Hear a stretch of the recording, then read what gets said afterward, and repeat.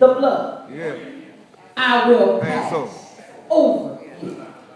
Now let's just take a moment here and look at a couple things. Many of us, we think about the Passover. We think about it in terms of what happened to the children of Israel while they were in Egypt. And I'm really blown away because when I look at all of these plagues, I mean, when you really take a close look at this, the first one, amen, really, if I was Pharaoh, really would have got my attention. Every one of these plagues that God had caused to occur, every one of them was pointing directly, aiming directly at every one of Pharaoh's idol gods. The first one, when they seen water turn to blood, this ought to really got their attention because they put great confidence in their water.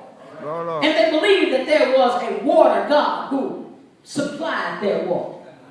Now, can you imagine when you're worshiping this water god, and then all of a sudden your water turns to blood? Then what do? I got it. That's exactly what Pharaoh did. He texted his magicians. Yes, he did. Some of them just already knew what was going on because they read Pharaoh's Facebook and they seen that Pharaoh was upset. And so then by morning time, all the magicians, they got together. I'm just waking y'all up. They got together and they said, wait a minute, the king is upset. We got to do something. The king said, fellas, we got to prove that we're still in control. Now, since Moses and Aaron came up in here last time and laid down a rod and it turned to a serpent, boys, we don't want to be embarrassed on this one. We want everybody to know that we can do whatever Moses and Aaron do. In other words, they were saying, whatever those godly folk can do, we can do. Now let me tell you, Satan ain't stopped trying to imitate. Wherever there is an original, there's always a what? A counterfeit. There's some people wear leather, others wear pleather. Yeah, y'all know what I'm talking about.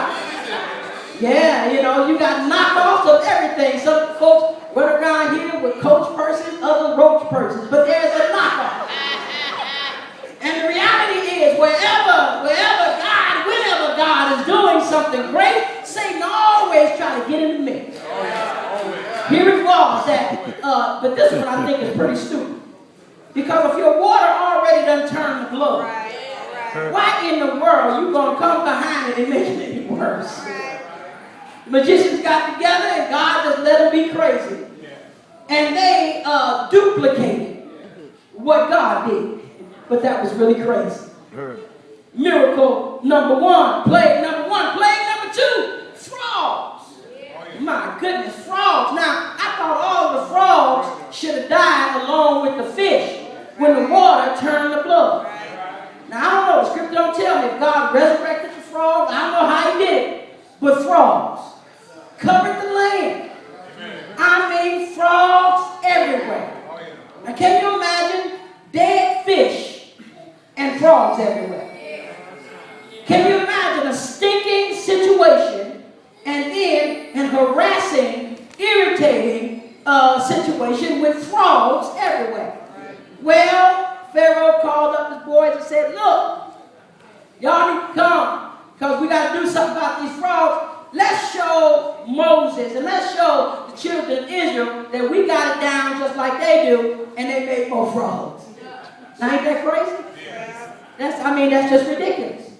But by the time you get to the lice, because God didn't stop. He said, I can do blood, I can do frogs, but I can also do lice. Yeah, and all of the dust, get this, the dust turned to lice. Dust turned to lice. Now let's put a pin there. A couple days, y'all. Now y'all know it, Friday, there was an earthquake. Y'all know the earthquake on Friday? There was an earthquake on Friday. It hit Japan. It was the largest, biggest earthquake in this place, and in Japan, they're known for their technology to earthquake-proof buildings. Yes. But them buildings came tumbling down in Japan. Because they said, technically, the engineers had to admit there is no such thing as an earthquake-proof building. Oh, yeah, and not only that, but God said, no, I'm going to show you something. Not only will I shake it up where you can see it, but I will stir it up under the water. And I will make what you done call a tsunami. And a tsunami came in and washed away stuff. Now, my heart goes out because thousands, we don't know a count yet. A lot of life was lost. But I also noticed something else. I noticed in all of the reports, everybody began to talk about an earthquake.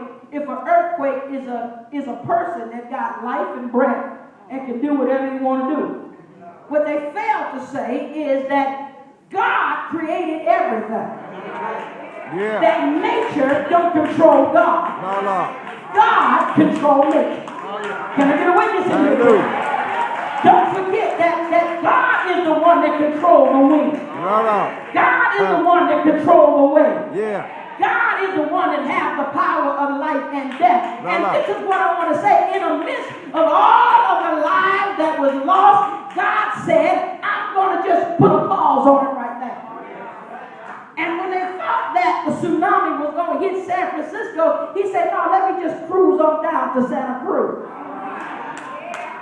And I saw him myself because I wanted to reach through the TV and shake him awake because he was crying because he lost his boat.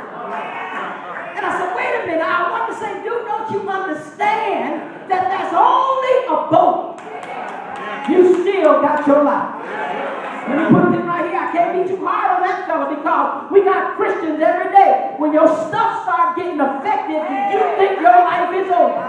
I'm here to tell you sometimes God's got to move our stuff to allow us to see Him. God has to shake some stuff up. And y'all better follow me here. He has to cause some tsunamis to happen in our lives so we can begin to learn to pray and worship Him, because so many of us have let our stuff get in the way of our praise. We have let our stuff get in the way of our sanctification, our stuff to get in the way of our sameness. Our stuff has gotten in the way of us reaching out to others and giving because we're so busy looking at our stuff. And God will move stuff to get our attention.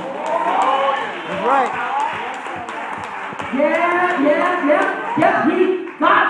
God said, I'm going to allow an earthquake to hit because I'm also going to allow some folk to get a warning to understand that you can move to